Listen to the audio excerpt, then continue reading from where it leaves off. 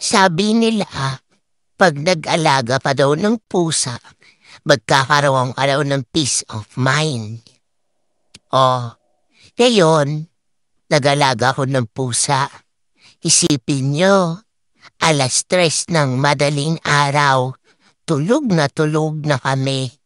Bigla ka ba namang ambahan sa mukha? Oh, kung hindi ka aambahan, kakalmutin ka, kagat-kagatin ka niya.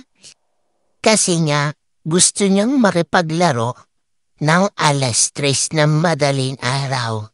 O, matapos kanyang gigisingin, sabay aalis na siya. O, kita niya?